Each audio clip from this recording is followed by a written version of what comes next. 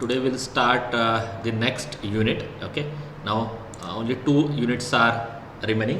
One is double integral and its application, and the next unit is triple integral and its application.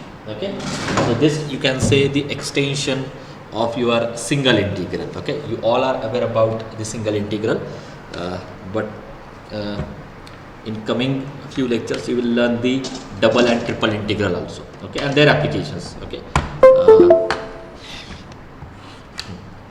so let me start this. Okay, is the screen visible? Screen visible है proper? Yes. Yes, sir. Okay. Yes. So what do you know about single integral? बोलो. What do you know about single integral? Or what is the definition of single integral? Any integral of this type, है ना? F of x dx. Okay, this is without limit. If you want, you can take with respect to limit. This integral is called a single integral. This is the general representation of any single integral. Okay. And ये अभी तक आपने learn किया from 11th, 12th and up to this topic, है ना? जैसे differential equation में भी आपने ये पार्ट यूज़ किया था, है ना? बीटा गैमा रिडक्शन में भी आपने इंटीग्रल लर्न किया है. So that is all about the single integral. And geometrically, what single integral gives you? Can anyone tell me what is the geometrical meaning of the single integral? So consider a function. Consider a function. So let me take this function. This is my f of x. Correct? This is my f of x, and bound this function from x is equal to a. X is equal to a to x is equal to b. ठीक है. So if I draw this, so what single integral gives you? मतलब अगर आप ये calculate करते हो, Area. हाँ, आपके पास एक कुछ तो आंसर आ जाता है, हाँ, नंबर आ जाता है. So that number is actually gives you area under this curve. Okay, so this single integral in this is the, you can say the application of this single integral. So this single integral gives you area under the curve. ठीक है, ये अभी तक आपने learn किया. That is all about the single integral. इतना आपको पता होना चाहिए. This is the basic knowledge. ठीक है, तो ये आप कैलकुलेट करते हो यूजिंग दिस इंटीग्रल. ठीक है, now in a similar way we have to learn first what is the representation of general double integral and what are their applications. ठीक है, क्योंकि सिंगल इंटीग्रल का आपने इन डिटेल में लर्न किया है. एरिया के भी क्वेश्चंस आपने 11th 12th में कहीं पे ना कहीं पे आपने देखे होंगे. इन a similar way now we have to learn the double integral. So let me first give you the definition of double integral. Okay, so integral, let me take another color. Integral of the form this, okay, over some region R. आप limits भी consider कर सकते हो, आप reason भी consider कर सकते हो. It depend on you. Over a region R, f of x y dx dy, okay, it's called double integral. It's called double integral, where R is the what? R is the region. Okay, where R is region. हाँ, so तो ये आपका मतलब you can easily guess the representation of double integral from the single integral, as single integral is denoted by integral f of x d x, है ना. तो यही से आप डायरेक्टली ओवर सम लिमिट्स, है ना, ओवर अ कर्व सी या जो भी है, over a curve C. So from this also you can easily guess the representation of double integral. ठीक है, now you all know how to solve this single integral. आपने उसके लिए रिजल्ट्स लर्न किए थे. साइन एक्स का integral क्या होता है, कॉस एक्स का इंटीग्रल क्या होता है, एक्स का इंटीग्रल क्या होता है, एक्स स्क्वायर का क्या होता है, रेस टू एक्स का क्या होता है, लॉग एक्स का क्या होता है. ये सारे बेसिक रिजल्ट ऑलरेडी आपने लर्न किए थे 11th एंड 12th में. तो इसलिए आप अभी सिंगल इंटीग्रल आप अभी कैलकुलेट कर सकते हो.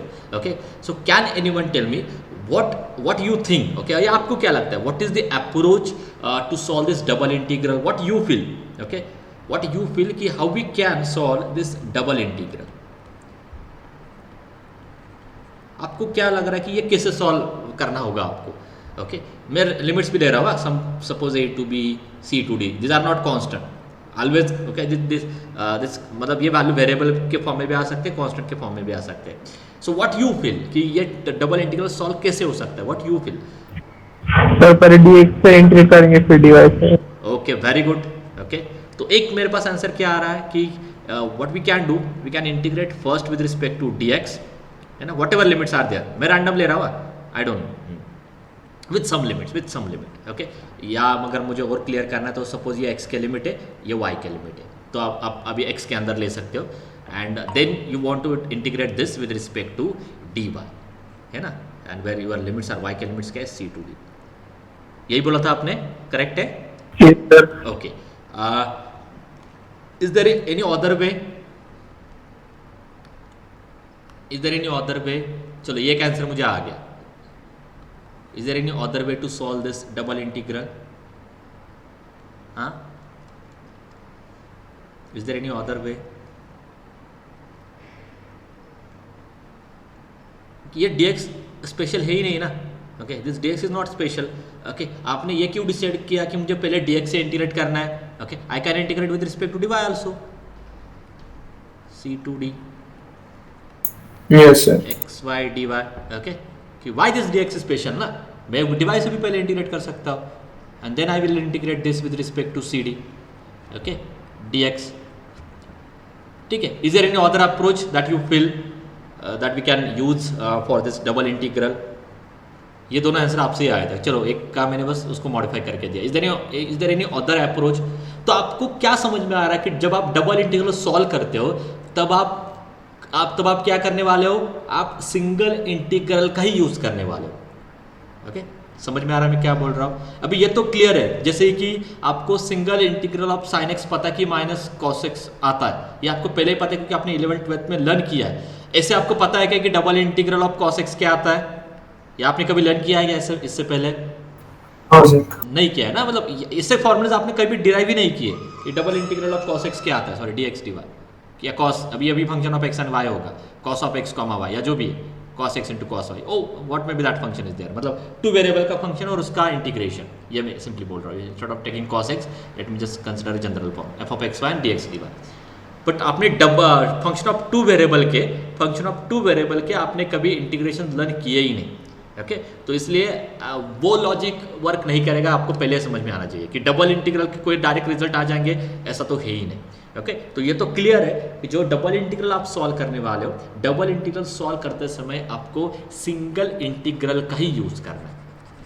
सो जो भी आपने अभी तक लर्न किया है, या सिंपली डबल इंटीग्रल को सिंगल इंटीग्रल में कन्वर्ट करके आप 1 by 1 सॉल्व करने वाले हो। तो 2 बार, मतलब इसमें 2 इंटीग्रल आते हैं तो 2 बार आप इंटीग्रेट करो, then you will get that final answer. If there are 3 integral, 3 times integrate करो, then you will get that final answer. Now what is the problem with this approach? अभी ये तो क्लियर हो गया सबको कि डबल इंटीग्रल आने दो, ट्रिपल आने दो, या 4th इंटीग्रल आने दो, 5th इंटीग्रल आने दो, कुछ भी आने दो, आगे कितना भी आप एक्सटेंड करो। In every case what is our approach to solve that integral 1 by 1, मतलब उसको सिंगल इंटीग्रल में हम डिवाइड करने वाले और फिर 1 by 1 हम उसको सॉल्व करने वाले। Is this correct? यही आपका अप्रोच होगा। Now what is the problem with this approach? Already मैंने यहाँ पे दे दिया है। What is the problem with this approach? How you decide कि आपको पहले dx से इंटीग्रेट करना है कि dy से इंटीग्रेट करना है? That is the problem. ठीक है, अभी let me tell you one thing, this two values are not equal. तो ये सारे फिर आपको अभी प्रॉब्लम होगी। अगर ये दोनों इक्वल आ जाते ना सारे केसेस में, तो फिर ये मैटर ही नहीं आता ना कि पहले dx से करना है कि dy से करो, ये प्रॉब्लम नहीं आती। But as I already told you, this two values are not equal, और in general this two values are not equal, तो हमें प्रॉपर डिसाइड करना होगा कि हमें पहले dx से इंटीग्रेट करना है कि dy से इंटीग्रेट करना है। एंड वन मोर थिंग, ये जो मैंने यहाँ पे लिखा है, this is not your order, ये कोई ऑर्डर नहीं है, this is just the representation. मैंने आपको पहले बोला ये रिप्रेजेंटेशन है, यह आपका बस एक रिप्रेजेंटेशन है। इसका मतलब ये नहीं होता कि पहले आपको dx से इंटीग्रेट करना है dy, या उसके बाद dy से इंटीग्रेट करना है। Is this clear? ये बस एक रिप्रेजेंटेशन होता है। दिस डजंट मीन दैट कि आपको पहले dx से इंटीग्रेट करना है और उसके बाद dy से इंटीग्रेट करना है। फॉर एग्जाम्पल, अगर मैं इस क्वेश्चन में भी आई कैन राइट, क्योंकि वो dx dy मतलब वो एक रिप्रेजेंटेशन, मैं ऐसे भी लिख सकता हूँ dy dx, एग्जाम में ऐसे भी आ सकता है आपको एमसीक्यूज में। ओके, बट इसका मतलब ये नहीं होता कि पहले मुझे y से इंटीग्रेट करना है फिर x से इंटीग्रेट करना है। ठीक है, this is just the representation, this is just the notation. Solve कैसे करना है, जब आप एक्चुअली सॉल्व करते हो तब आपको डिसाइड करना पड़ेगा कि आपको पहले x से इंटीग्रेट करना है कि y से इंटीग्रेट करना है। Okay, so now we have two problems. आपने अप्रोच तो गेस किया कि सॉल्व कैसे होगा, वन बाय वन, मतलब दो इंटीग्रल है तो वन बाय वन हम उसको इवेल्युएट करने वाले या उसको हम सॉल्व करने वाले by converting that double integral into single integral और by splitting that double integral into single integral. Okay, then you will get value of that double integral. Okay, but in that approach we have these two problems. Okay, either we have to integrate first with respect to dx or with respect to dy. That is ये आपके basic दो problems है. तो तो अभी इन पे कैसे जाना है वो आपको मैं बाद में बोलता हूँ. हाँ, पहले मुझे ये बोलो, when you integrate this function with respect to x, या जब आप इसको x से इंटीग्रेट करते हो, okay, what about y, what about y, constant. y आपको क्या ट्रीट करना है, कांस्टेंट ट्रीट करना है. This part is very much similar to your partial derivative, है ना. एक से ज़्यादा वेरिएबल आते हैं तो अगर आप किसी एक वेरिएबल पे वर्क कर रहे हो तो रिमेनिंग जो भी वेरिएबल्स है that you have to keep to be constant. तो same way when you integrate with respect to x you have to keep that y to be constant. Similarly when you integrate with respect to y you have to keep x as constant. ठीक है. हाँ, तो अभी बस problem क्या है कि how you decide कि आपको पहले x से इंटीग्रेट करना है कि y से इंटीग्रेट करना है. Now let me give you results for this. ठीक है.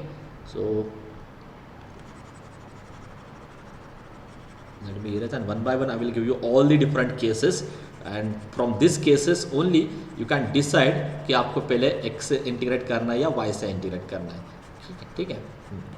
तब जाके आपका वो डबल इंटीग्रल सॉल्व हो जाएगा. Okay, now onwards I will divide this whole topic, this double integral topic in two parts or in two type. Okay, type 1 is what, double integral with limits. So initially I will give you limits of both this integral. Okay, now onwards we call this integral as, just 1 minute, we call this integral as inner integral. ठीक है, and this integral as outer integral. ये word आप याद रखो, मैं ऐसे language मतलब इन्हीं वर्ड्स में ज़्यादातर मैं बोलूँगा. So inner integral and outer integral. ठीक है. हाँ, now in first type we will consider those examples where the limits of this inner and outer integral are given. Okay, पहले केसेस में दोनों लिमिट्स के दोनों इंटीग्रल्स के लिमिट्स आपको गिवन रहेंगे. That will be your first case. जो type 2 होगा, टाइप 2 में आपके पास लिमिट्स नहीं रहेंगे, आपके पास रीजन होगा कि कौन से रीजन पे ये सॉल्व करना है. तो लिमिट्स आपको कैलकुलेट करने होंगे. So there are two approaches. In one approach the limits of double integral are given. You have to just solve that double integral. That will be your first approach. And what is your second approach? In second approach, instead of limits we have given a region. आपके पास एक reason होगा, reason से आपको limits calculate करने, बाद में आपको solve करना है. ठीक है. ये दो टाइप में डबल इंटीग्रल आपका इसके आगे स्प्लिट हो जाएगा. ये पूरा टॉपिक आपका इस दोनों टाइप में डिवाइड हो जाएगा. Okay, so let me first start with the double integral with limits. तो अगर लिमिट्स गिवन है, ओके, तो आगे बस आपको सॉल्व ही करना है. तो सॉल्व कैसे करना है that will discuss first. Okay, so the first result is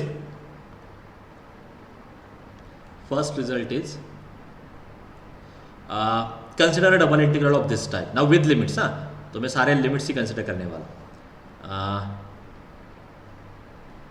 just 1 minute, let me write it properly. Y is equal to f1x, y is equal to f2x. I will tell you what is this. X is equal to a and x is equal to b. F of xy dx dy. ठीक है. इसका simple meaning क्या है, ये जो भी मैंने लिखा है इसका सिंपल मीनिंग क्या है. If limits of inner integral, if इसका सिंपल मीनिंग क्या है, if limits of inner integral are function of what, कौन से वेरिएबल का फंक्शन है.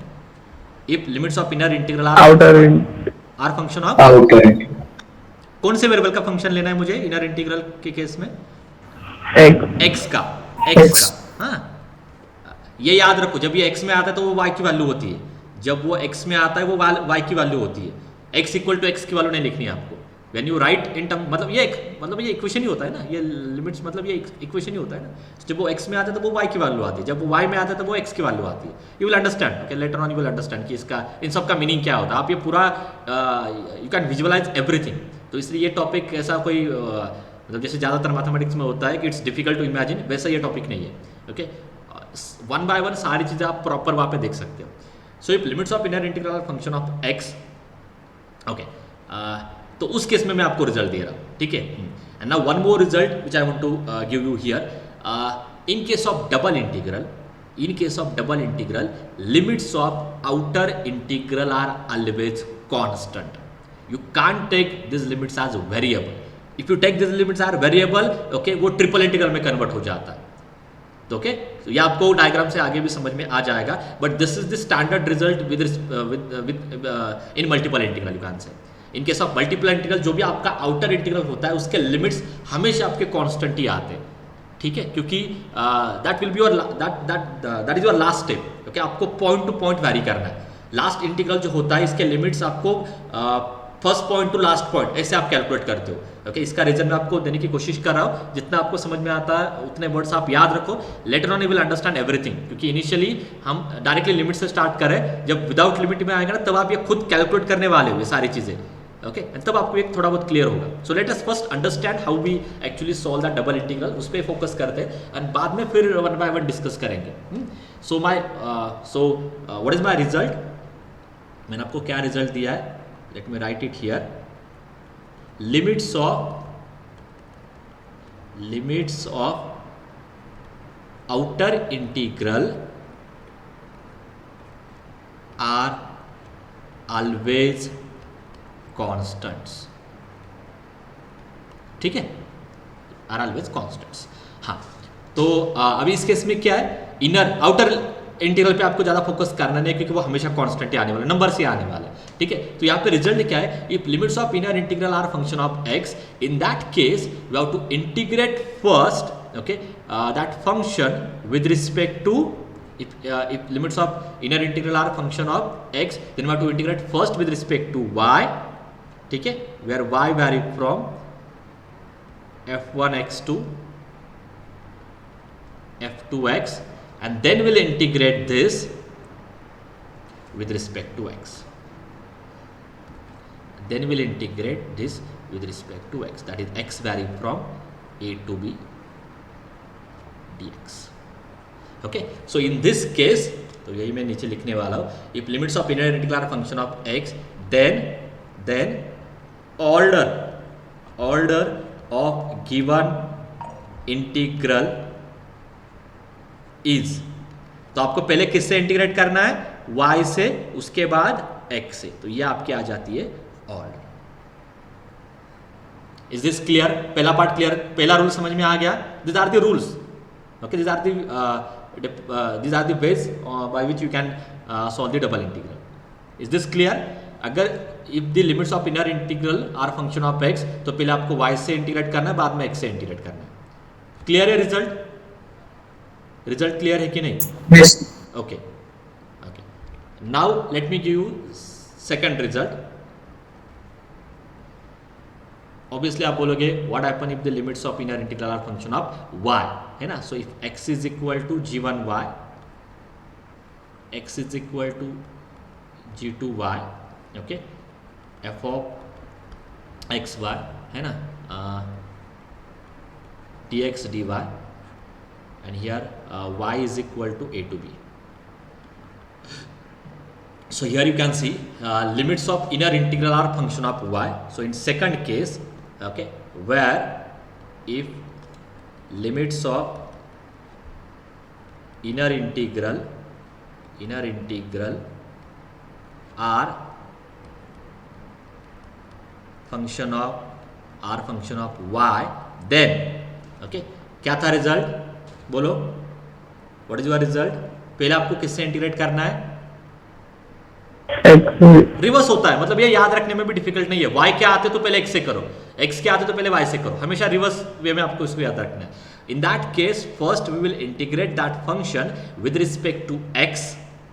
ठीक है, where x vary from g1y to g2y, and then will integrate this part with respect to y.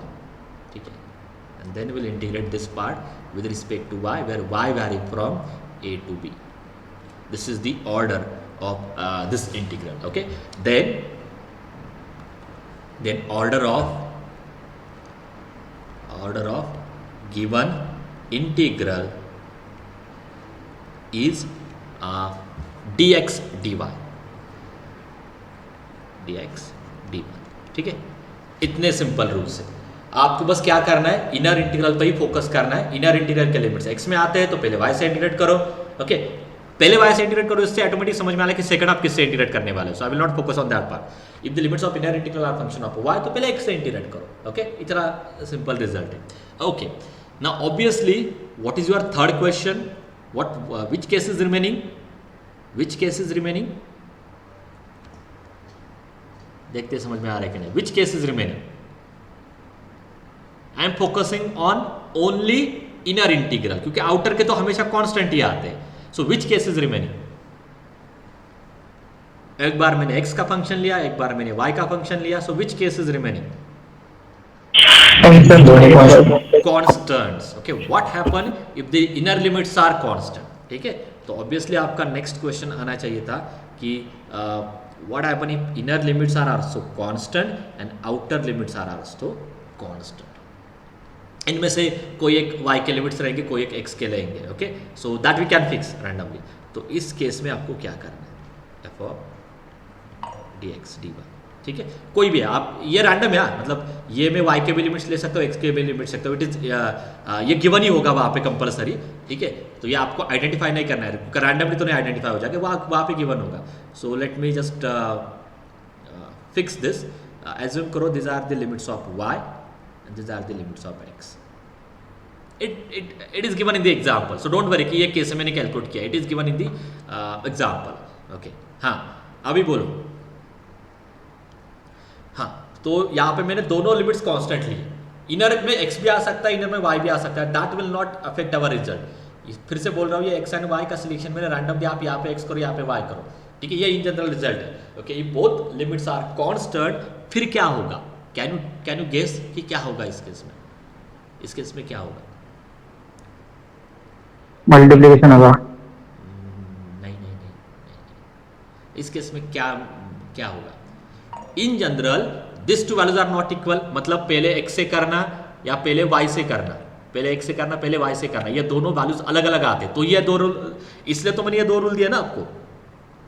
अगर ये दोनों इक्वली आ जाते तो फिर ये केसेस ही नहीं आते. Okay, since these values are different, therefore these results are different. ठीक है, but when your limits are constant, in that case अगर आप पहले x से भी इंटीग्रेट करते हो या अगर आप पहले y से भी इंटीग्रेट करते हो, दोनों केसेस में आपको सेम आंसर मिलता है. क्लियर है? So in this case you can integrate that function first with respect to y also, where y vary from say c to d, and then you can integrate with respect to x, where x vary from say a to b.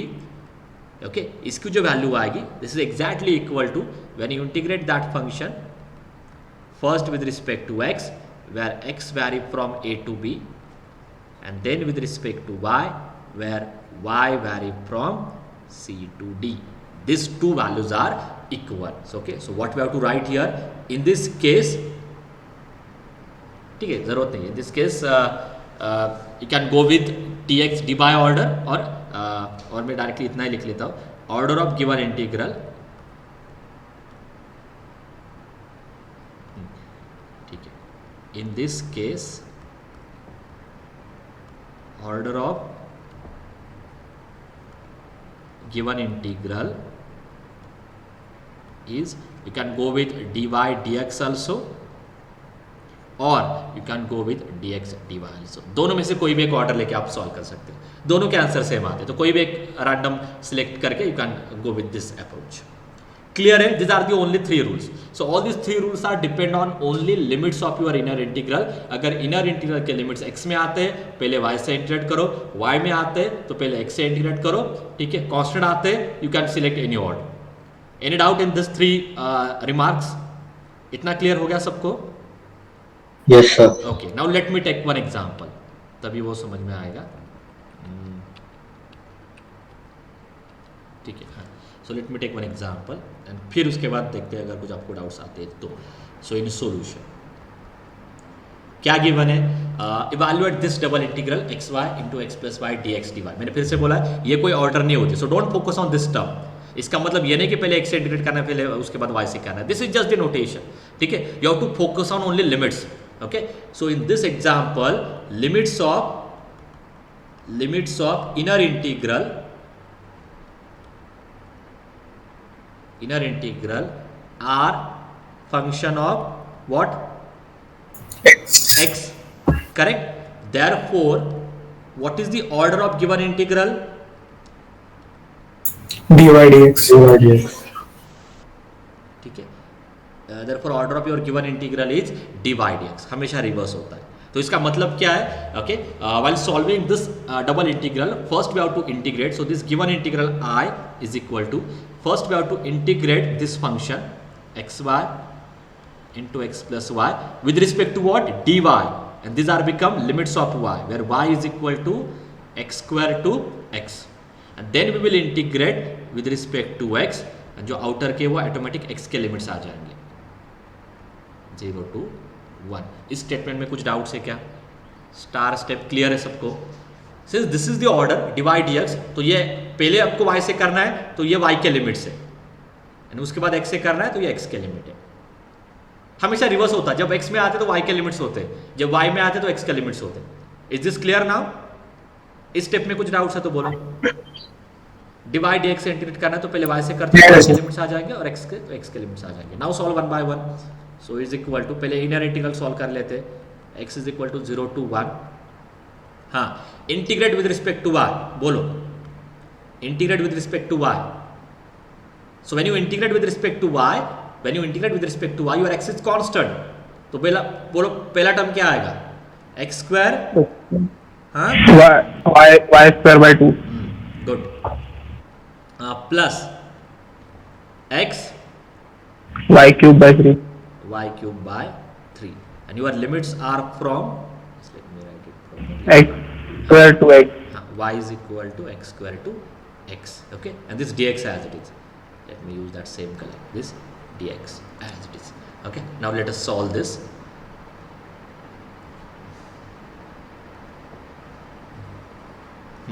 So is equal to integration from 0 to 1, okay.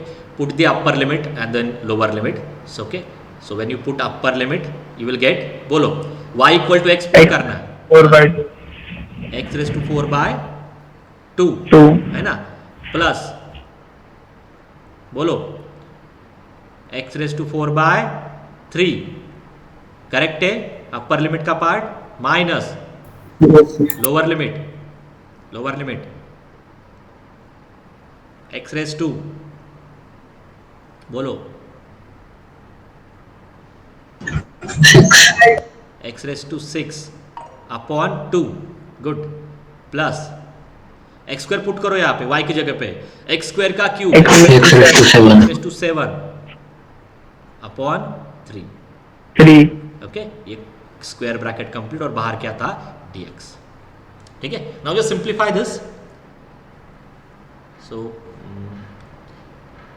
Calculator रखो आप साथ में, क्योंकि directly calcium में करना है इसके आगे।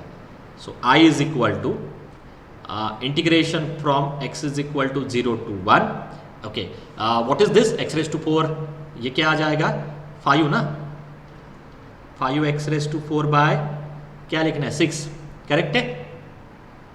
Correct me if I wrong. x raised to 6 by 2 minus x raised to 7 by 3, and with respect to dx, now solve this on calculator। Calculator में पुट करो, मुझे जल्दी से बोलो इसका आंसर क्या है, ओके। आप मैन्युअली भी कर सकते हो, है ना। x अभी इसके बाद x से इंटीग्रेट करना है, तो x raised to 4 का क्या आएगा? x raised to 5 by 5, 30 नीचे आएगा, x raised to 7 by 7, 14 नीचे आएगा, x raised to 8 by 24, and then you just put limits from 0 to 1। it's better to do this calculation on calculator directly। तो calculator में करो, मुझे बोलो क्या है, कर रहा है कि नहीं कोई? yes sir okay, do it quickly, और मुझे बोलो क्या आंसर है। X raise to 5, may be possible हो रहा है तो मैं कर लेता हूँ यहाँ पे भी, आप देखो।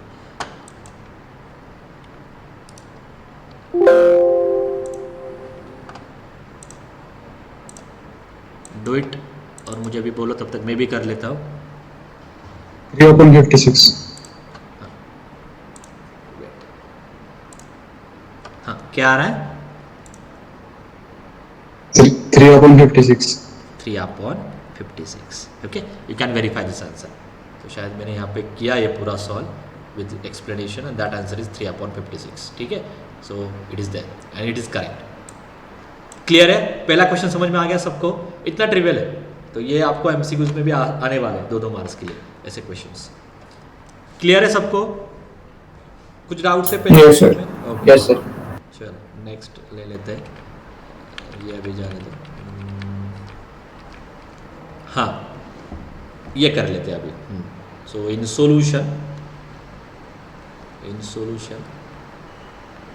बोलो, inner limits of inner integral are function of what? कौन से वेरिएबल का फंक्शन है ये? Y. y। Therefore order of your given integral क्या आएगी? बोलो।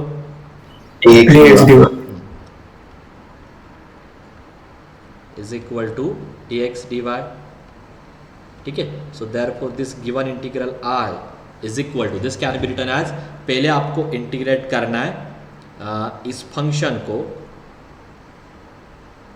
With respect to x, and ये x के लिमिट्स आ जाएंगे। x के लिमिट्स क्या है? वो 0 to y, x vary from 0 to y, then you have to integrate this with respect to y, and your y vary from 0 to y।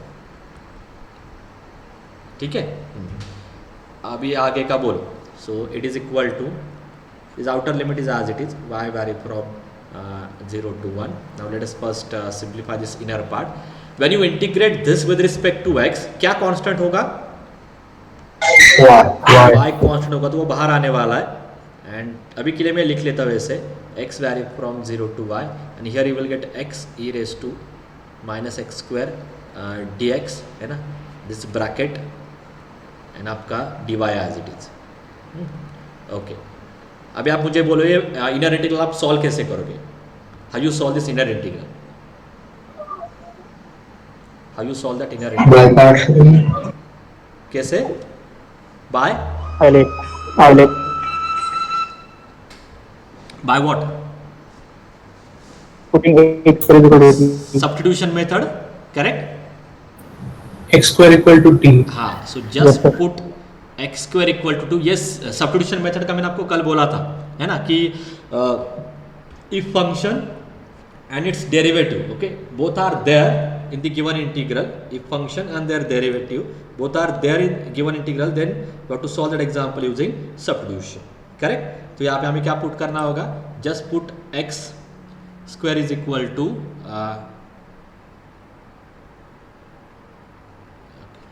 just give me 1 minute, okay, I have one urgent call, just 1 minute, okay, ठीक है, I cannot stop this recording, so let me continue, ठीक है, okay, so put x square is equal to t, okay, then that implies, बोलो आगे का part, 2x dx become dt, correct? What are the limits? x के limits क्या थे? 0 to y। t के limits क्या आएंगे? t के लिमिट्स क्या आएंगे? When x is 0, 0 to y square. हाँ, 0 to y square, and now this can be written as, so I is equal to integral y is equal to 0 to 1, and just let me write this part now। हाँ, तो ये y constant ये मैं बाहर ही लेके आ रहा हूँ, y इसके बाहर नहीं लेके आना है। हाँ, so now your new limits are from, t के लिमिट्स क्या है? 0 to y square, okay, x dx की वैल्यू क्या है वो मैं बाद में पुट करता हूँ, e raise to minus t, x dx की वैल्यू क्या है बोलो? dt by 2, करेक्ट है? और ये अपना ब्रैकेट कंप्लीट, और ये dy,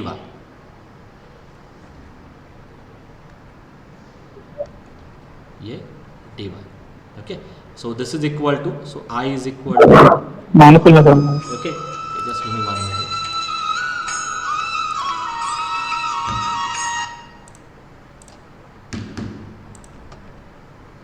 हेलो, हाँ क्या क्या है?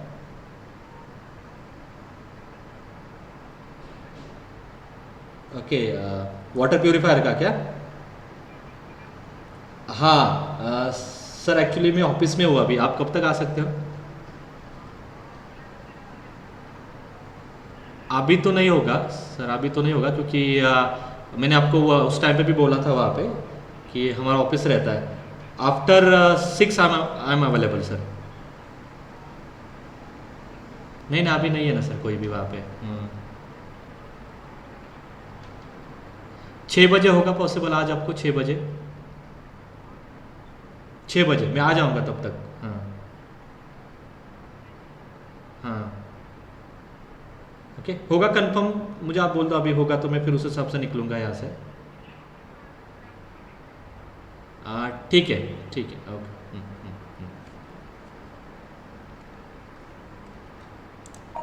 Okay, so y vary from 0 to 1. okay, now tell me the simplification of bracket part. हाँ बोलो, y का as it is, what is the integration of this? हाँ, ये 2 भी बाहर आ जाएगा ना, y by 2. what is integration of this? बोलो. minus e raised to to minus t, limits from y square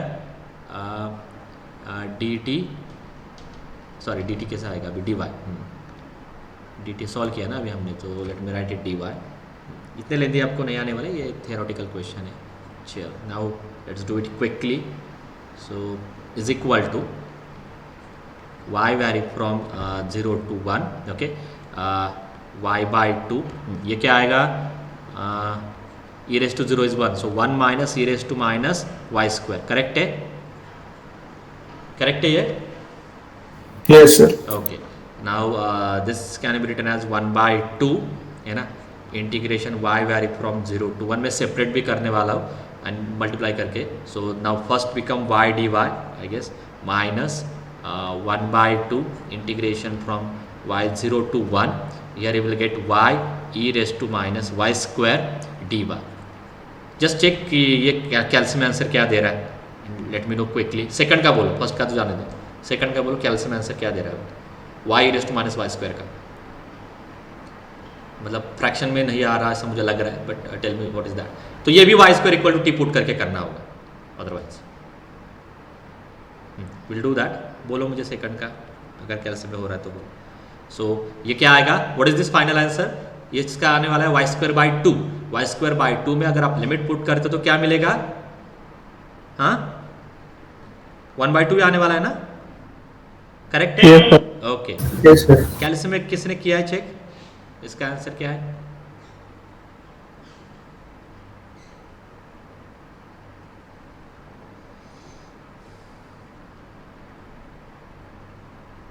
तो ये एज इट इज फॉलो हम कर सकते हैं, है ना. तो बस लिमिट चेंज होगा. 0.316. ओके, तो वैसे नहीं चाहिए, ये डिजिट में दे रहा है answer. Okay, so we have to solve this. Okay, तो अभी मैं डायरेक्ट करने वाला हूँ, या ठीक है मैं नेक्स्ट इसमें करके दे देता हूँ. सो let me go in next slide. चलो कर लेता हूँ प्रॉपर, आधे नहीं छोड़ती इसको. ओके, नहीं ना, next slide, let me write it again. Is equal to, so I is equal to, पहले आ जाता है ये 1 by 2, है ना. फिर इसका आंसर है 1 by 2. ठीक है, यहाँ तक समझ में आ गया आपको. नेक्स्ट इसको मैं अभी के लिए ऐसे लिख लेता हूँ, minus 1 by 2 integration from 0 to 1, ये y के लिमिट से. Then y e raised to minus y square, y e raised to minus y square dy. बोलो कैसे होगा ये सेकंड सॉल्व? क्या करना होगा हमें? Put Y square equal to u. some u, है ना. So that gives me 2y dy. Let me just erase this. 2y dy is equal to d u. Check your limits. y के जो limits है यहाँ पे 0 to 1 है ना. u के लिमिट्स क्या आएंगे? When I put y equal to 0 same, when I put y equal to 1 same, तो सेम ही आता है. ठीक है. So now you can write this final integral. So i is equal to ये 1/4 माइनस ये 1/2 as it is. Your limits are from 0 to 1 e raised to minus t y dy is du by 2 है ना. So finally this become 1/4 minus 1/2. This integral is minus e raised to minus t where limits are from 0 to 1 and ये 1/4 कर लेता हूँ क्योंकि ये 1/2 into 1/2. So finally it become 1/4 minus 1/4. This become 1 minus e raised to minus 1 है ना, t equal to 1 put करके. So which is equal to what? 1/4 minus 1/4 plus 1/4e. So what is your final answer? 1/4e. Correct है क्या? ये calculation check करो. Yes? Just tell me yes or no. Is this correct or not? तर T ना you असणार ना sir. To take you. हाँ ठीक है. हाँ करेक्ट. तो अभी ना इतना चेंज करने से अच्छा है मैं इसको फिर से टी ही लेता हूँ. That you can understand now. और देखो कुछ मिस्टेक है तो बोलो. So y square equal to t d t and t के लिमिट्स. ठीक है. तो ऐसे टाइप के क्वेश्चंस आपको है. And let me give you one more example. बोलो इस केस में last example on this part. बोलो क्या करना है? i इज इक्वल टू बोलो. Yes. Here limits of given integral are limits of inner constant है ना. Since limits of inner integral are constant. Okay. So आप किसी भी ऑर्डर से इसको सॉल्व कर सकते हो. आप पहले dx से करो, dy से करो, दोनों केसेस में आपको सेम ही आंसर मिलेगा. ठीक है. So order of this given integral is you can go with dx dy also और you can go with dy dx also. तो बोलो कौन से ऑर्डर से जाना है. यहाँ पे सेम ही टर्म है ना, तो कुछ भी इफेक्ट होगा नहीं. कोई भी अप्रोच आप यूज करो you will get the same answer. ठीक है. सो i इज इक्वल टू अभी इन दोनों में से एक x का होगा एक y का लिमिट होगा. अभी दोनों सेम है तो इसलिए इशू नहीं है वो. So i is equal to let me first integrate this with respect to x है ना. अपने हिसाब से हम जाएंगे. तो जब आप x से करते हो फंक्शन आपका क्या है? 1 मैं सेपरेट करने वाला 1 minus x square into under root of 1 minus y square है ना. पहले आपको x से इंटीग्रेट करना है, फिर आपको y से इंटीग्रेट करना है. And limits of y are also from 0 to 1. Is this clear? Step समझ में आ गई है? यस. इसको बस मैंने सेपरेट किया पहले x से फिर y से. Now it is equal to where y vary from 0 to 1 है ना. When you integrate this with respect to x the y term is constant. So under root of 1 minus y square आपका constant आ जाएगा. And 1/1 minus x square का integration क्या है? Sine inverse x. Sine inverse x. Very good. And your x vary from 0 to 1 और ये dy है ना. So which is equal to y vary from 0 to 1 1/अंडर रूट ऑफ. हाँ तर या केस मध्ये जर आपण ना वेगवेगळे इंटिग्रेट केलं आणि मल्टिप्लाय तर चालेल ना. काय वेगळं वेगळं इंटिग्रेट करून डायरेक्ट मल्टिप्लाय केलं तर चालेल ना, कारण की दोघं कॉन्स्टंट आहेत. चालेल. Okay. How you know this result? Okay. So that will come in next lecture. Okay. हाँ ठीक है. ओके. सो लेट मी मतलब अभी जो आंसर आता वो क्या था? इन this case only in this case you can solve this example bye separating this integral in terms of product.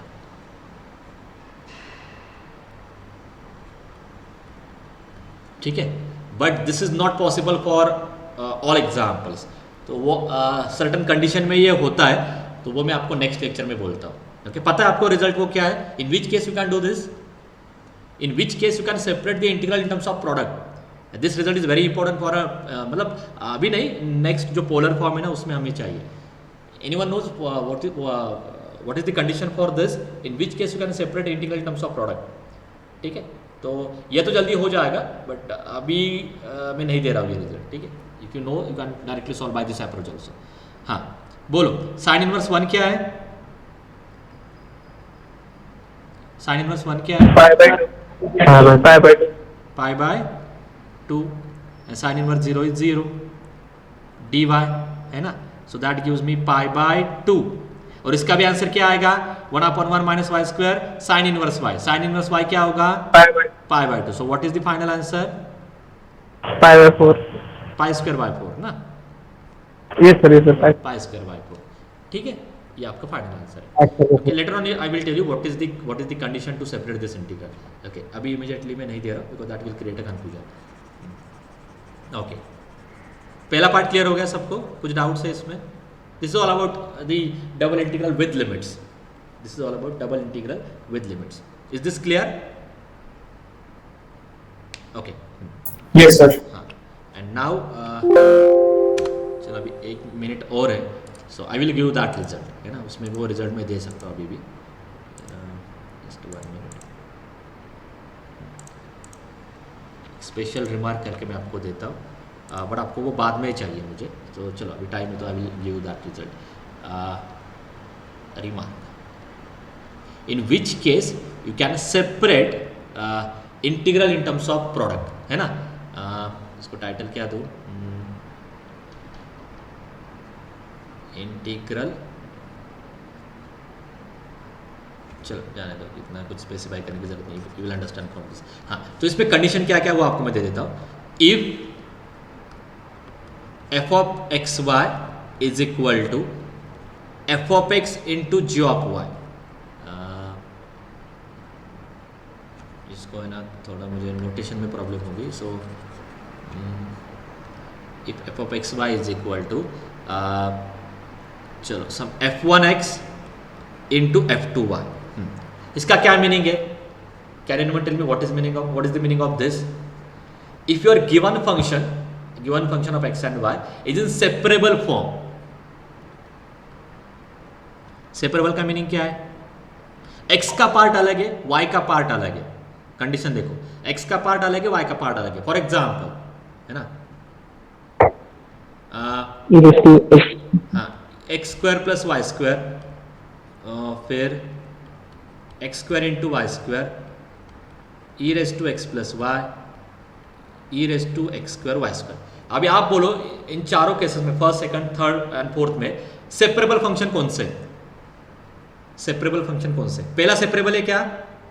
Product में चाहिए सेपरेट? प्रोडक्ट में पहला तो है ही, you can't separate x terms and y terms from this. इतना ही नहीं, अगर मैं ये भी कंसिडर करता हूँ sine of x square plus y square, यहाँ से भी एक्स को और वाई को सेपरेट करना पॉसिबल नहीं है. So this is not a separable form. What about second? Is ये सेपरेबल फॉर्म है, एक्स का पार्ट अलग है, वाई का पार्ट अलग है. What about this? ये भी सेपरेबल फॉर्म है, एक्स का पार्ट अलग है, वाई का पार्ट अलग है. ठीक है. What about this x square into y square? ये नहीं है, ऊपर प्रोडक्ट है ना, तो ये नहीं है. This is not a separable form. ठीक है, ये एक कंडीशन है. तो जो आपका जो फंक्शन है, that function must be in separable form. मतलब एक्स का पार्ट अलग चाहिए, वाई का पार्ट अलग चाहिए. ठीक है, this is your first condition. And limits of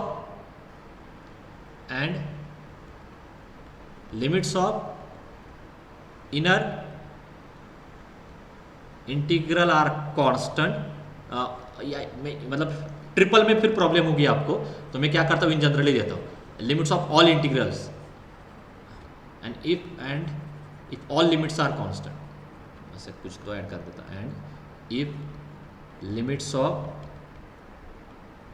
all integrals are constant, then you can separate this integral in terms of product. तो वो मैं आपको प्रॉपर करके दे रहा हूँ. In that case you can write double integral f of x y dx dy where some a to b c to d, क्योंकि दोनों constant है, is equal to integral of f1x dx. Suppose ये x के limit है, ये y के.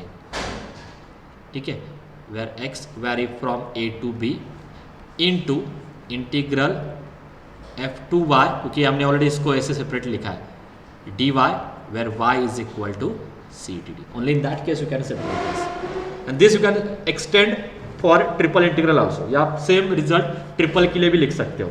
सो let मी okay, अभी triple introduce नहीं किया तो उस टाइम पे एक और बार में एक्सप्लेन करूंगा. क्लियर है? रिजल्ट क्लियर है सबको? अभी इमीडिएटली इसका यूज नहीं करना है हमें, नेक्स्ट सेक्शन में यूज होगा. यस, ठीक है. Okay, so today we'll stop here.